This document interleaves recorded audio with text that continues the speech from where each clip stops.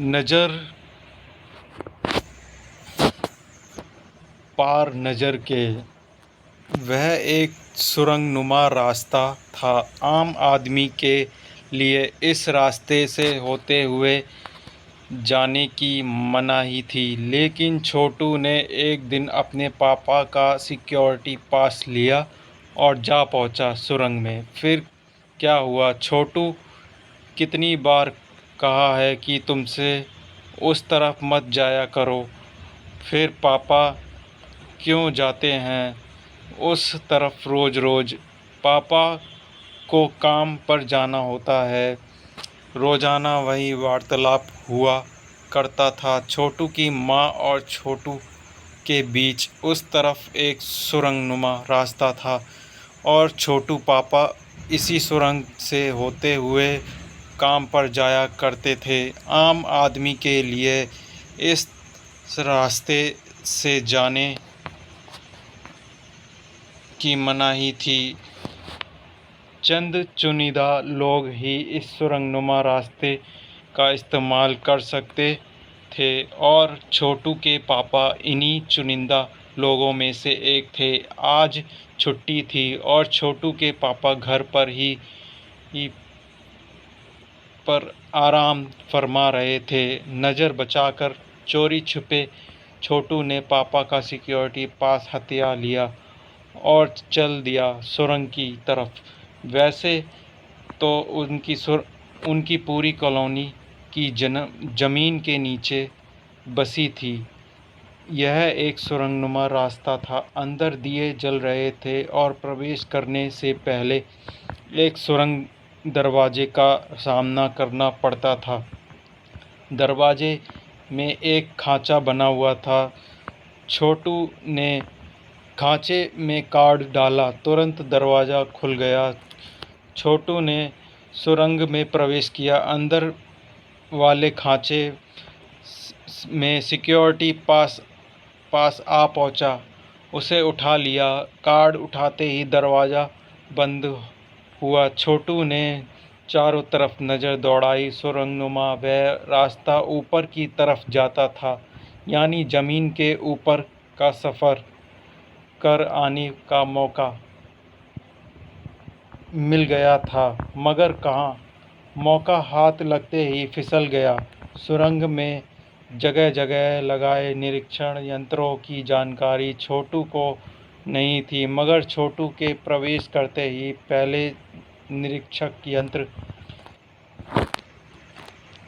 संदेहास्पद स्थिति दर्शाने वाली हरकत हुई।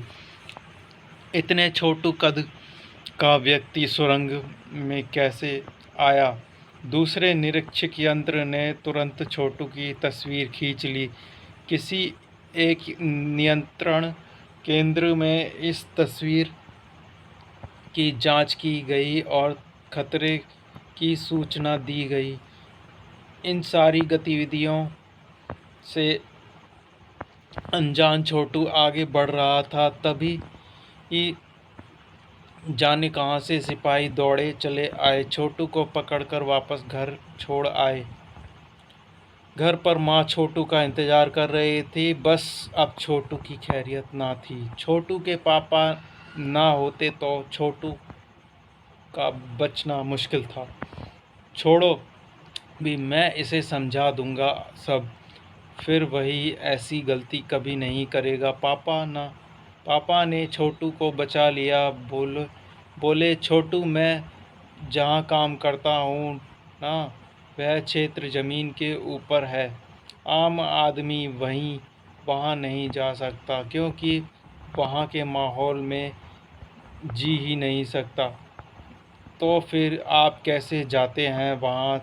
छोटू का सवाल लाज़मी था।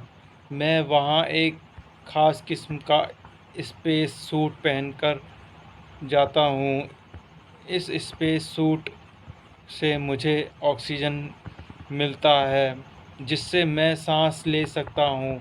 इसी स्पेस सूट की वजह से बाहर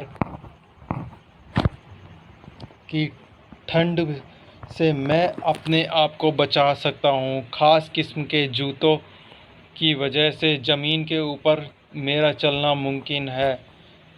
ज़मीन के ऊपर चलने फिरने के लिए हमें एक विशेष प्रकार का परीक्षण दिया जाता है। छोटू सुन रहा था। पापा आगे बताने लगे, एक समय था जब अपने मंगल ग्रह पर सभी लोग ज़मीन के ऊपर ही रहते थे, बगैर किसी तरह के यंत्र की मदद के, बगैर किसी खास किस्म की पोशाक के।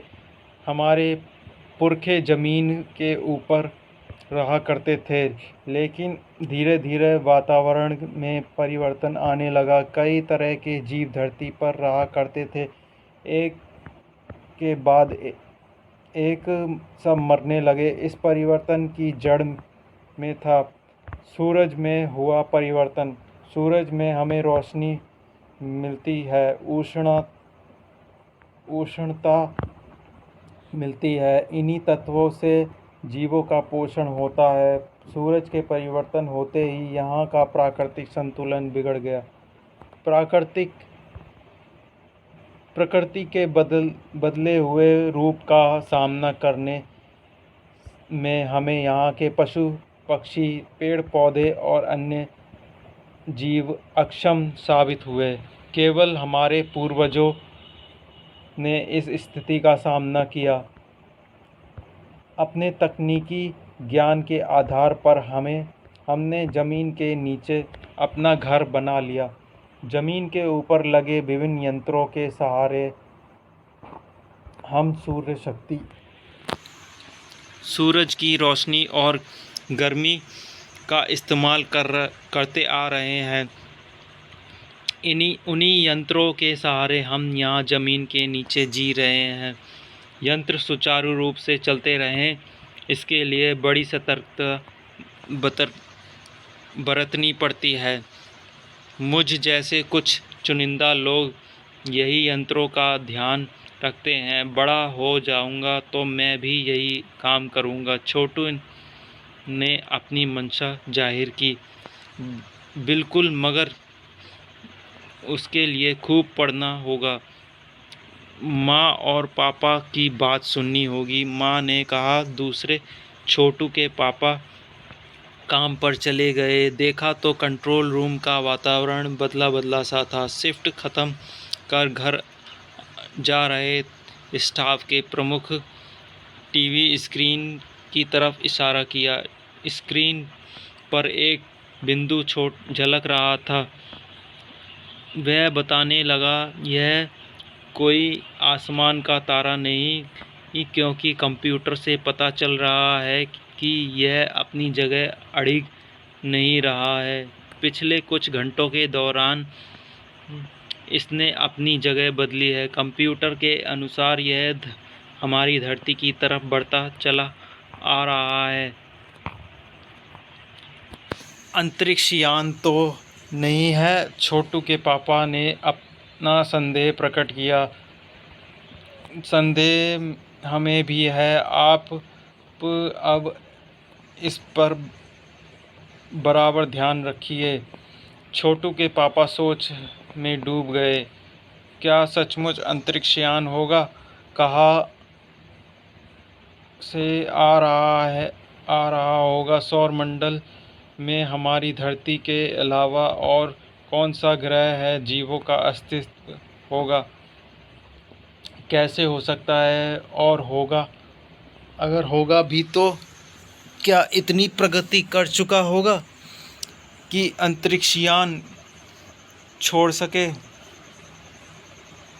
वैसे तो हमारे पूर्वज ने भी अंतरिक्ष यानों उपग्रहों का प्रयोग किया था, मगर अब हमारे लिए यह असंभव है। उसके लिए आवश्यक मात्रा में ऊर्जा तो हो। काश इस नए मेहमान को नज़दीक से देखा जा सकता। हाँ, मगर यह इसी तरफ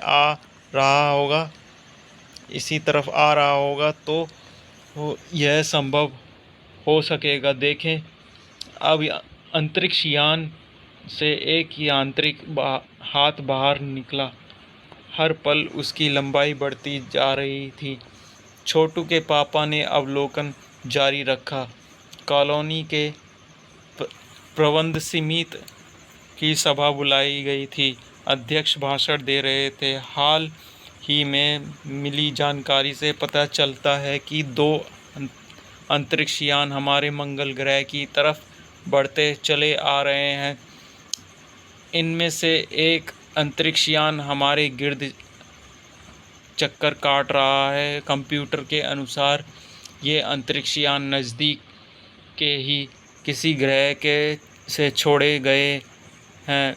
हालांकि ऐसी हालत में हमें क्या करना चाहिए, इसकी कोई सुनिश्चित योजना बनानी ज़रूरी है।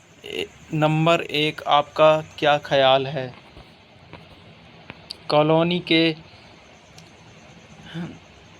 कॉलोनी की रक्षा की पूरी जिम्मेदारी नंबर 1 पर थी।